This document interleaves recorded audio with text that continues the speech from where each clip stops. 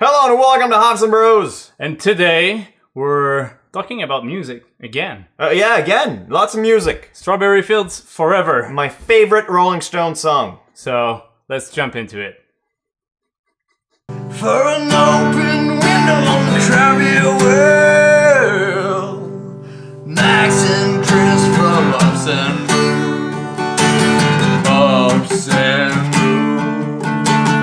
Welcome to Ups and Brews. Yeah. All right, so it's not the Rolling Stones, it's the Beatles. Yeah, we know. Yeah, we checked it on Google right after.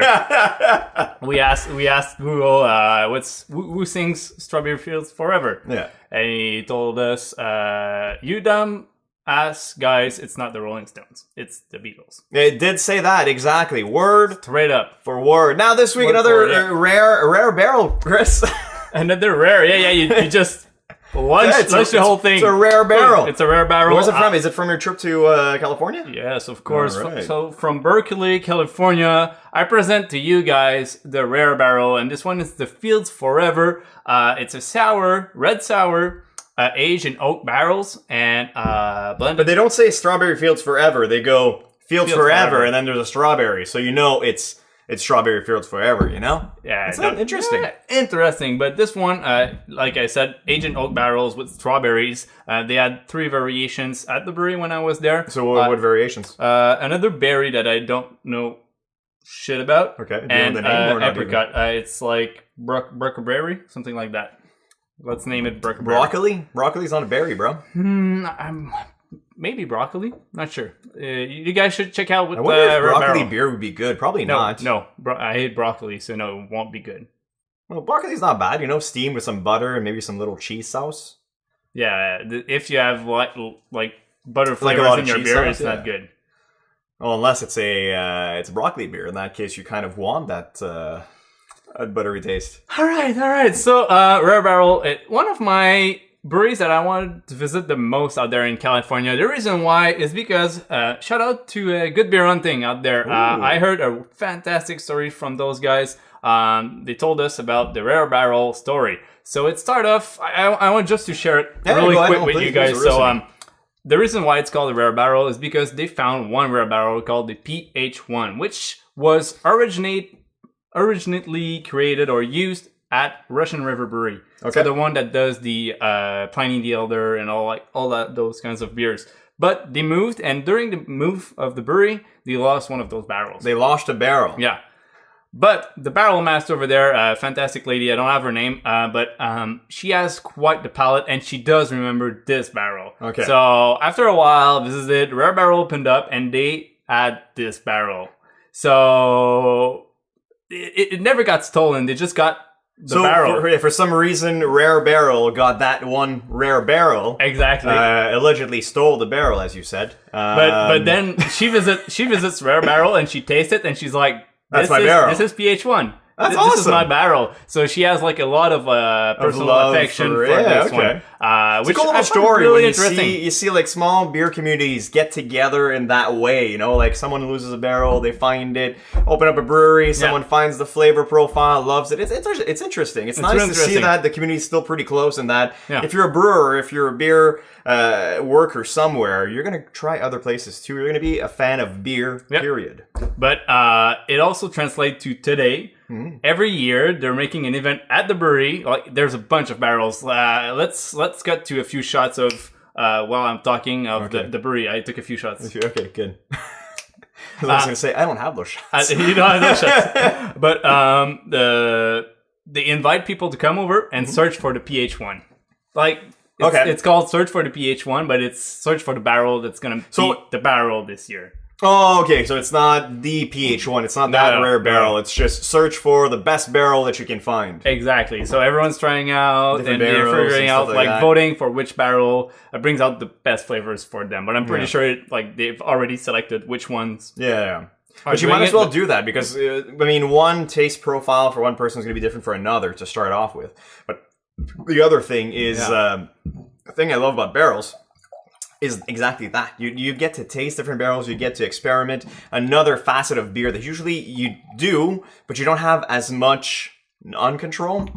Like usually you pretty much know what you want your beer to be, and you make sure that everything goes in perfectly. But with a barrel, you kind of put it in and hope for the best. Exactly. And over there, they have like a bunch of different sizes of barrels. That's something that really impressed me, because usually you see like the regular barrels. Yeah, about like what, 250 liters, something like that? I don't know, 200? but they have like 4, 5, 6 stacks of them. Wow. And then they have the brew house, but they also have smaller kind of like feeders and like the bigger ones. Okay. So it's all mixed up. You see a lot of oak over there, a bunch of people, and it's like a whole hangar somewhere. Like it feels super industrial, but at the same time, quite a legendary place. When I was there, I had a bunch of beers with like 2 beers with my girlfriend. They're a little bit expensive, so gotta Well, sour houses usually are. I mean, it's got to be pretty expensive to run, and just to have all the stock. I mean, the amount of barrels you need. Yeah.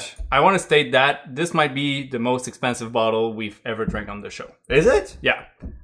It cost me around $25-$28 American, which translates to roughly $32-$34 Canadian. If you count in the transport, it translates to a quite expensive beer. But let's dive into true. And I come to think of, I'm looking around. I'm trying to see like, is there something else that could rival it? But no, there's nothing. This has to be the most expensive beer we've had on the show. So pour with the nice kind of like reddish tint to it, a little bit more on the brown side of things. But I can see easily if it aged with the strawberries in there, it can lose some of that red tint. Yeah, like fresh. You have a red hue, but for sure the brownness kind of comes out a little bit more. Mm-hmm. But yeah. But as soon as we cracked open the bottle.